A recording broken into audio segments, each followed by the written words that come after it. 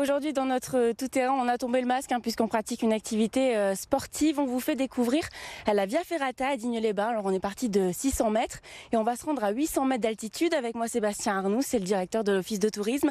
Ça grimpe un peu quand même. Ah, ça grimpe un peu, ça se mérite. Alors, c'est vrai que la marche d'approche n'est pas très longue, 3/4 d'heure. Mais le premier quart d'heure, échauffe bien, on va dire. Et puis, le paysage là-haut, sublime. Un paysage magnifique puisqu'on domine Digne. On est vraiment au-dessus de la ville et c'est vraiment la spécificité de cette Via Ferrata puisqu'on part du centre-ville et on se retrouve en pleine nature en un quart d'heure.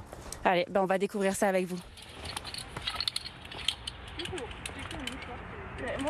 Alors ça y est, on est arrivé au départ de la Via Ferrata, la deuxième partie de cette activité qui a été inaugurée il y a seulement quelques mois. Toujours avec moi Sébastien Arnoux. On est bien équipé, le casque, nos petits baudriers, c'est indispensable. Ah, c'est indispensable d'avoir un matériel adapté, c'est-à-dire qu'on a effectivement des baudriers d'escalade, des casques, puisque potentiellement il peut y avoir des chutes de pierre. Donc on est toujours équipé d'un casque en Via Ferrata.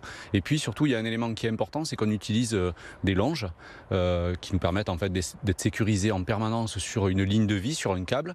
Et ces longes sont munies d'un absorbeur de choc, un absorbeur d'énergie.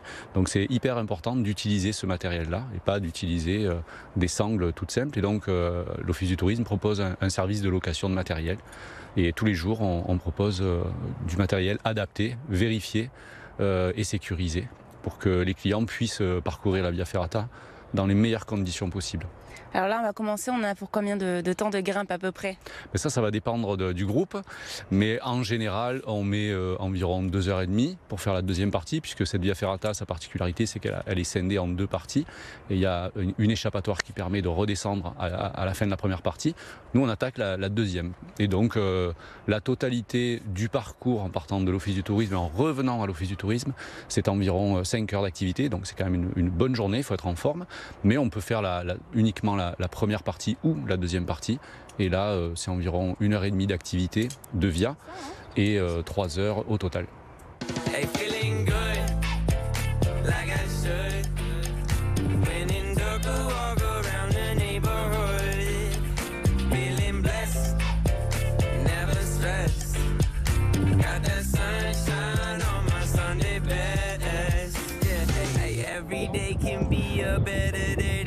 The challenge, all you gotta do is leave it better than you found it. It's gonna get difficult to stand, but hold your balance. I just say whatever, cause there is no way you're around it. Everyone. Alors Sébastien, là ça y est, on a atteint la première plateforme, on le voit, on a déjà une première vue sur Digne-les-Bains, ces montagnes, ces quartiers, c'est quand même assez impressionnant. C'est étonnant de pouvoir se retrouver comme ça au-dessus de la ville de Digne-les-Bains, pendu à 60 mètres sur une câble avec des longes. On est bien installé, c'est agréable, mais c'est vrai que c'est assez impressionnant. Et surtout, on est dans un environnement totalement atypique puisqu'on est en pleine falaise. Et ici, on est à la plateforme du Grand Corbeau, puisque en fait, cette falaise, elle a été thématisée autour de certaines espèces d'oiseaux protégés qui vivent en paroi. Donc le grand corbeau, le ticodrome, etc. Et donc là, effectivement, on est bien installé sur cette plateforme dans la Via Ferrata de Digne-les-Bains. Alors c'est une paroi assez particulière, c'est un peu comme la dalosamonite, elle a plusieurs milliers, peut-être millions d'années.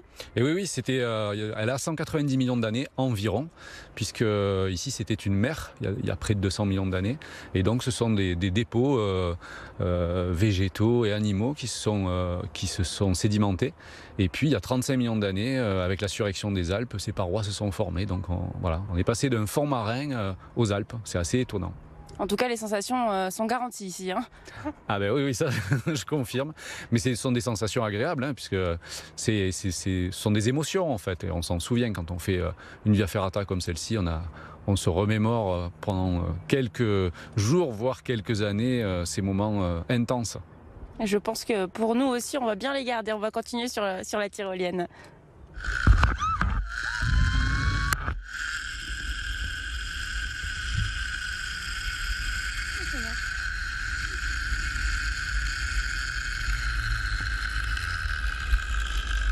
Sébastien, là on a passé l'attraction phare, la tyrolienne, c'est vraiment ce qui est attendu avec impatience par tous vos visiteurs.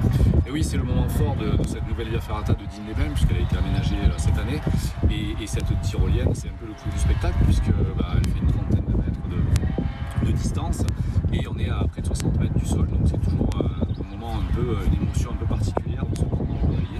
Et c'est vrai que ça procure des sensations inoubliables en sécurité.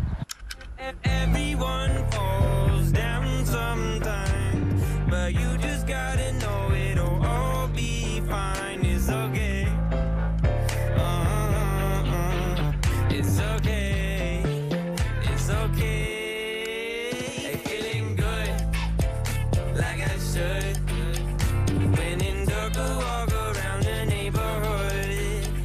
Feeling blessed, never stressed. Got that sunshine on my Sunday best. Hey, some days you wake up and nothing works, you feel surrounded. Gotta give your feet some gravity to get you grounded. Keep good things inside your ears just like the waves and sound it. And just say whatever, cause there is no way you're grounded. Everyone falls. Alors voilà, hein, Sébastien, ça y est, on est arrivé. Le point d'orgue finalement de cette Via Ferrata, c'est cette vue, tout juste derrière nous, une vue panoramique sur Digne-les-Bains. Et oui, une vue à 360 degrés, donc effectivement on domine la ville de Digne-les-Bains. Et quand on regarde plus au sud, on a la vallée de la Durance. Et puis on est au cœur de l'UNESCO Géoparc de Haute-Provence, donc avec tous les sites géologiques des Clus de Barle qui sont juste face à nous. On va se tourner un petit peu pour les voir. Voilà, les Clus de Barle, il y a aussi le massif des Trois Évêchés juste derrière nous. Voilà, et puis le massif de l'Estro qui est le point culminant du pays dinois, hein, enfin du secteur, avec à près de 3000 mètres d'altitude. Donc on est vraiment sur un territoire de transition entre les Alpes et la Provence. Et donc voilà, on est au cœur d'un environnement exceptionnel. C'est pas commun d'avoir une Via Ferrata au cœur d'un géoparc, d'un UNESCO Géoparc. Effectivement, il y a très peu de Via Ferrata sur des géoparcs français. Mais peut-être que ça, on va faire des émules et peut-être que ça va donner des idées à d'autres UNESCO Géoparcs de créer de tels équipements.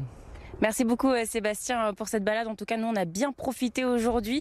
Voilà la Via Ferrata de Digne-les-Bains qui est ouverte 365 jours dans l'année, 7 jours sur 7, de 6h à 20h. Alors n'hésitez pas si vous aussi, vous voulez découvrir tous ces paysages.